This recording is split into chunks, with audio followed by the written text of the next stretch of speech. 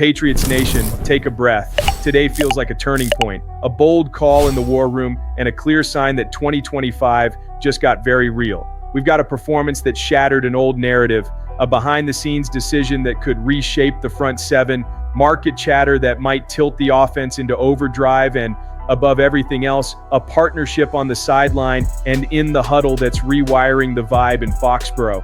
Want to see how all these threads connect and why they could redefine this team's ceiling? No fluff. You won't believe what we've got today. So drop a like, share with a Pats friend, and let's dive straight in together. Breathe with me, Patriots fans, because what we saw in Nashville wasn't a routine win. It was a statement that echoes those classic January nights.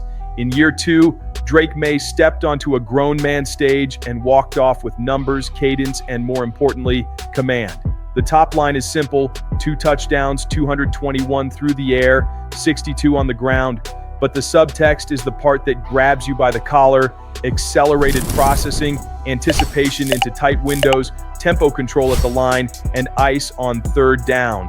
When a quarterback hits 21 of 23 for 91.3% and strings together 16 straight, that's not a hot streak. That's a system taking hold. System means pre-snap tells leveraged into post-snap punishments. System means he identifies a nickel's leverage, sees the safety rotate, resets protections, and rips the second window like it was drawn in the dirt just for him.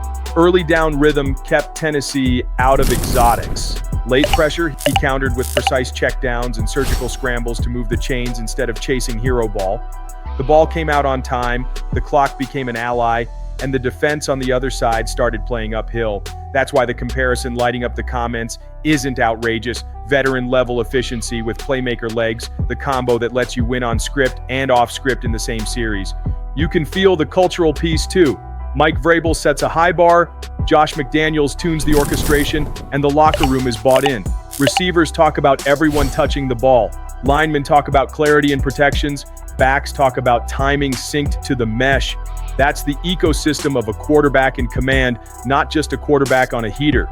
Practical impact: the playbook stretches horizontally and vertically, play action bites deeper, RPO freezes linebackers by a half step, the run game breathes because fronts can't cheat numbers. Once defenses must respect every blade of grass, you earn favorable isolations for your burners and crossing concepts that feel unfair on second and medium. That kind of balance doesn't just win October, it expands your margin for error when the wind turns nasty in December.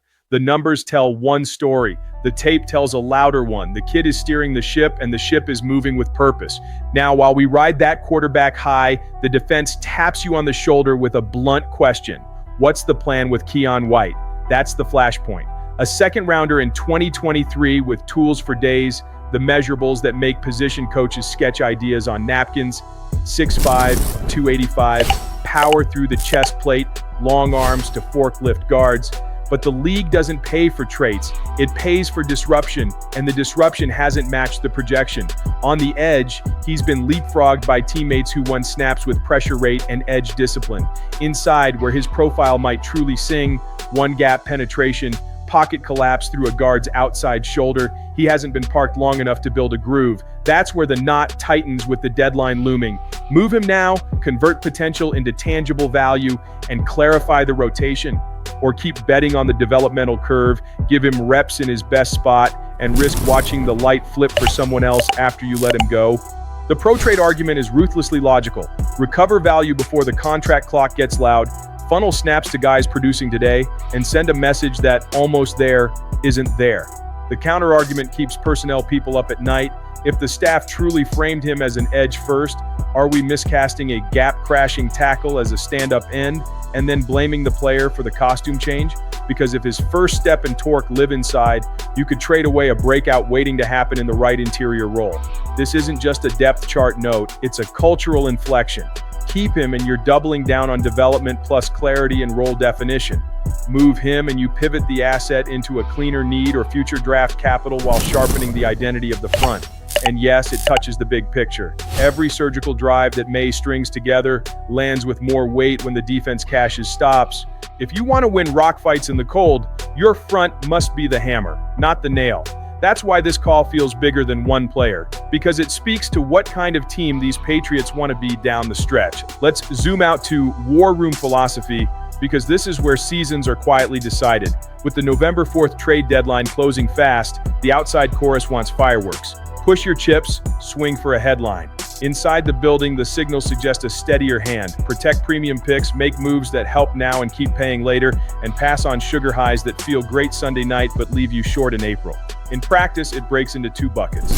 The short-term bucket is about stabilizers, depth pieces that smooth the weekly plan, especially in the backfield, where one more hammerback or a third down specialist keeps the offense multiple, protects the QB's growth curve, and maintains rhythm against defenses that junk up the picture with post-snap movement. These are budget buys, clean contracts, defined roles, minimal cost.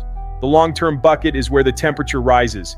If a young wideout with real star trajectory and controllable years shakes loose, you at least pick up the phone. The logic is simple.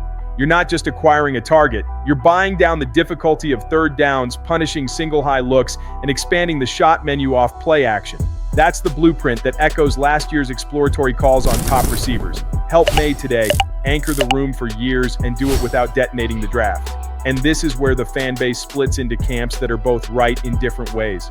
One camp says pay the freight and accelerate the window. The league is volatile and tomorrow isn't promised. The other says keep discipline, trust the build, stack trenches in the draft, and let the QB's development be the tide that lifts all boats. The middle path feels obvious and frankly, smart.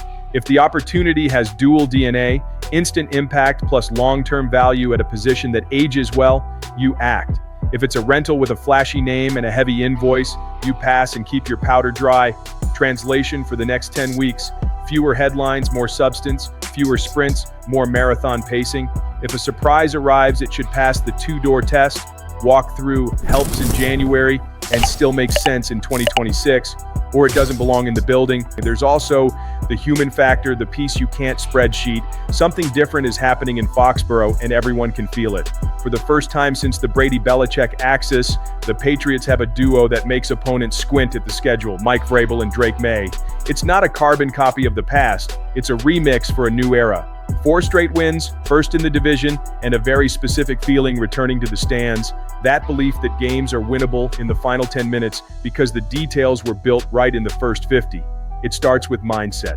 Vrabel's imprint is unmistakable. Direct, physical, emotionally honest football with a modern layer of communication that keeps players fast. He pushes, but he listens. He sets standards and gives reasons. The us against everyone vibe doesn't feel like marketing. It feels like a locker room pact. Players say it out loud, they play for him and for each other, and the scoreboard is a byproduct of that alignment. And in the middle of this cultural pivot stands Maye, mirroring the head coach in tone and tempo, calm in the pocket, decisive on the move, master of rhythm. Against Tennessee, he was clinical, 21 for 23, 62 on the ground, no panic, no waste. That's not flash for its own sake. That's the discipline of a point guard who knows where every teammate will be before the defense turns its head. Receivers praise the distribution, linemen praise the timing, coaches praise how he fixes on Wednesday what bugged him on Sunday. Those are the marks of a quarterback who isn't chasing plays, he's building games. The parallels to the golden years are unavoidable but helpful. A culture that travels, a quarterback who hates wasted downs, and a fan base whose volume rises as the temperature drops. Vrabel getting cheers in an enemy stadium tells you what opponents think of the shift. Maye is morphing into the face of a franchise that looks younger, faster, and more certain by the week. If last season was the rebirth, this one looks like consolidation with ambition. And if you're a contender with a cold weather date in January, New England just became a team you'd rather not see. Here's the truth that sticks with you on the drive home. It feels like something big is starting, and it doesn't feel fragile. After years searching for a true north, the Patriots finally look like a program with an axis again. Discipline in meetings, identity on the field, and purpose in the roster plan. Vrabel and Maye are stacking more than wins. They're restoring capital that matters, respect in the league, belief in the room, and that old unease opponents feel when the flying Elvis shows up on the sideline. The energy is back, the crowd is back, the league is paying attention. So here's the question I'll put to you straight up, because this community thrives on debate. How far do you believe this team can go if the offense keeps its rhythm and the front settles into its best version by Thanksgiving? Are you in the swing once, swing big camp for a premier weapon? Or do you ride the current arc and save the ammo for a trenches-heavy draft that fortifies the core for years? Sound off below, tell me the one move you'd make before the deadline, or the one move you'd refuse no matter the price. Smash the like if you're feeling the culture shift, subscribe if you want this conversation every day, and share with the Pats fan who never misses a snap. Because if this pace holds, January won't just be about getting in, it'll be about being a problem when you arrive.